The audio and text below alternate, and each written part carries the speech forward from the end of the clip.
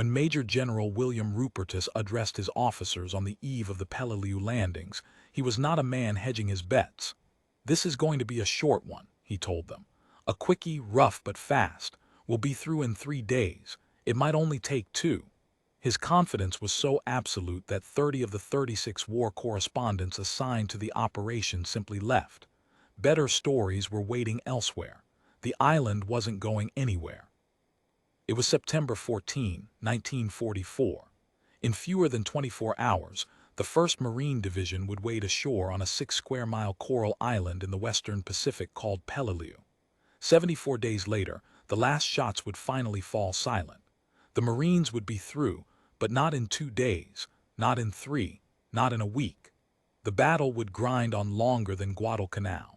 It would kill more Marines per man engaged than almost any amphibious operation of the entire Pacific War. And because those 30 reporters had already packed their bags, almost no one at home would hear about it until the dying was nearly done. This is the story of Peleliu, the forgotten hell. Strategic logic, at least on paper, had seemed straightforward. General Douglas MacArthur was fighting his way back toward the Philippines, fulfilling a promise he had made on the day he fled Corregidor. His right flank, planners argued, was exposed. A Japanese airfield on Peleliu, part of the Palau Island chain, could theoretically threaten the flank of the Philippine invasion force. Take the airfield, secure the flank, move on. It would, Rupertus had decided, take no longer than a long weekend. Admiral William Halsey saw it differently. Just 2 days before the assault, his carrier pilots had swept the skies over the Philippines and found almost nothing. Japanese air power in the region was far weaker than intelligence had suggested.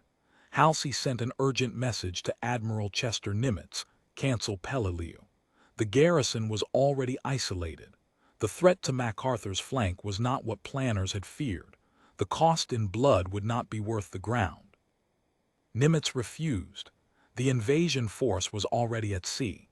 The bombardment ships, the minesweepers, the underwater demolition teams, the full, irreversible machinery of amphibious war was already in motion. It was too late, Nimitz concluded, to stop it now. It was not too late to wonder, for decades afterward, whether he should have found a way to try. What the Marines did not know, what American intelligence had catastrophically failed to understand, was that Peleliu's Japanese garrison had spent months constructing something unlike anything the Americans had yet encountered in the Pacific. Colonel Kunio Nakagawa commanded the island's 10,500 defenders, and he had been a meticulous student of failure.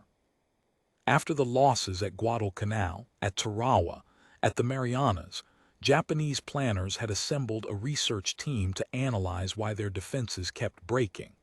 The answer, they concluded, was obvious.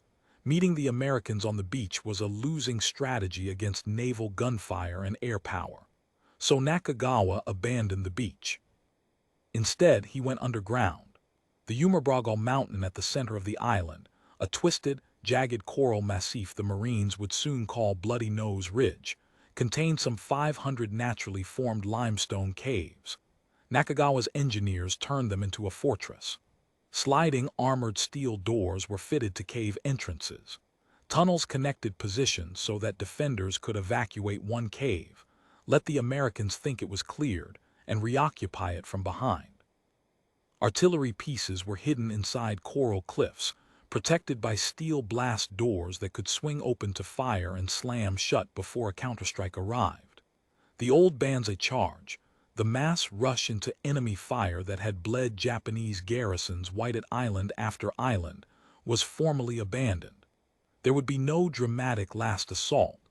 Every American would be made to pay for every yard. At 8:32 in the morning on September 15, 1944, the 1st Marine Division hit the beaches. The Navy's pre-invasion bombardment had been cut a day short.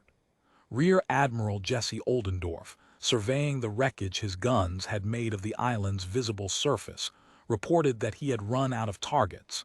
He sent his support ships on ahead to the Philippines. What he had not seen, what the dense jungle canopy had hidden from every aerial photograph, were the ridges. The Umurbragal, which planners had assumed were low rolling hills, were in fact a labyrinth of cliff faces and box canyons, honeycombed with positions that the bombardment had barely scratched. The Marines who came ashore that morning met fire from 3 sides. Within the first hour, casualties were already mounting. By the end of D-Day, the 1st Marines had suffered 500 men killed or wounded. By the end of the second day, 1,000. The regiment's commander, the legendary Colonel Louis Chesty Puller, who had taken shrapnel on Guadalcanal and still carried it in his leg, told his officers he was absolutely sick over the losses. A casualty rate of 15% is normally the threshold for relieving a unit from the line. Puller's regiment had already passed 33% in 48 hours, and it had barely reached the ridge. The heat on Peleliu was a weapon in itself. Daytime temperatures exceeded 100 degrees. Some accounts placed them higher.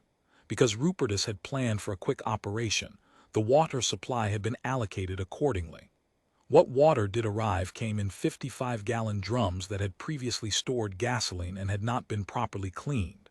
Marines who had been fighting since dawn, caked in coral dust and blood, drank fuel-tainted water or went without. Heat casualties mounted alongside the wounded. The correspondents who had stayed, the 6 who had not taken Rupertus at his word, filed their first dispatches. Back home, the papers ran Peleliu on page 3, below the fold, because MacArthur's return to the Philippines was the story the public was following. Peleliu was supposed to have been over. It wasn't over, it was barely beginning.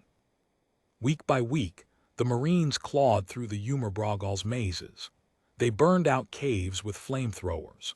They stuffed explosive charges into tunnel mouths and ran. They cleared positions that Nakagawa's defenders promptly reoccupied through connecting tunnels the Americans hadn't found yet. The 1st Marine Regiment suffered so grievously. The 1st Battalion alone took a 71% casualty rate, leaving only 74 men standing from 9 rifle companies when it was finally pulled from the line, that Rupertus was forced to do something he had resisted for weeks. He called for the army. The 81st Infantry Division, which had been fighting on nearby Angor, was fed into the Umerbrogol. The fight became a joint Marine and Army slog through terrain that seemed specifically designed to negate every advantage American firepower held.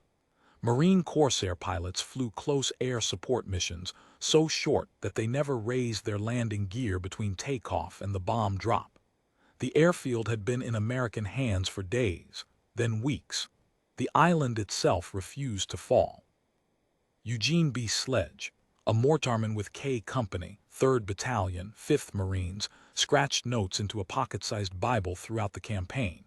Years later, those notes became a memoir, With the Old Breed, that military historians would rank among the greatest combat accounts ever written.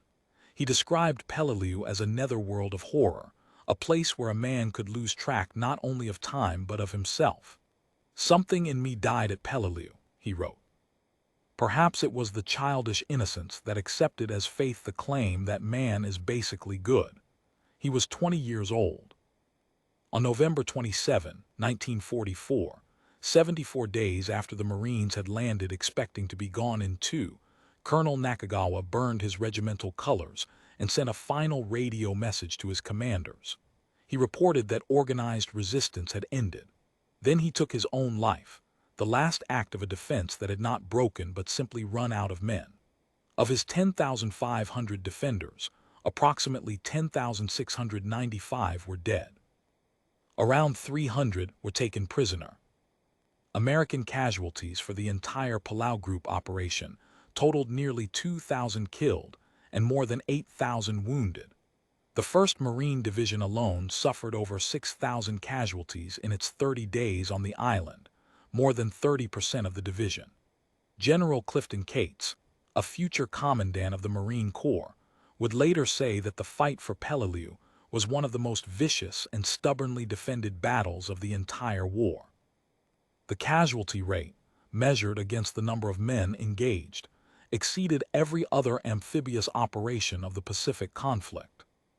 the airfield that had justified it all, the objective that American planners had pointed to as the reason nearly 2,000 men would die, was never used to support the Philippine invasion. MacArthur's forces took Leyte in October 1944 without needing the Peleliu Strip.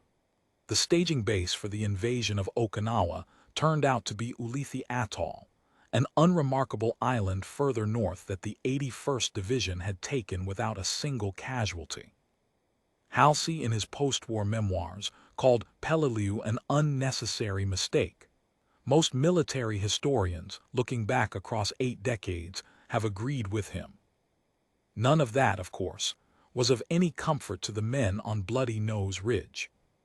Peleliu holds a particular kind of shadow in the history of the Second World War, not the shadow of defeat, but the shadow that falls over a victory that came at a cost no one wanted to explain. The 30 reporters who left had made certain of that. The battle was technically won, the airfield was technically captured, and the strategic calculus had technically been served. But the men who fought there carried the island with them for the rest of their lives, mostly in silence, to audiences who had never quite heard the name. What Peleliu ultimately demonstrated, at a price no general had the right to predict away, was the ruthless ingenuity an entrenched enemy could deploy inside a piece of ground when given enough time, enough caves, and a commander willing to spend every life he had. Nakagawa's honeycomb fortress did not win the battle, but it forced the Americans to pay for every cave, every tunnel, every ridge in a currency of blood and heat and days. Far more than anyone on the American side had been willing to count before the shooting started. The valor of the men who climbed Bloody Nose Ridge, week after week, against an enemy who refused to show himself until the moment he could kill, is not diminished by the strategic arguments that surround the battle. But those arguments have never gone away. And the Marines who survived, and the Army soldiers who finished the job alongside them, deserved something the campaign's architects had never quite delivered: the honest reckoning of what it had cost, and what in the end it had truly been worth. That reckoning is still being made. It may always be.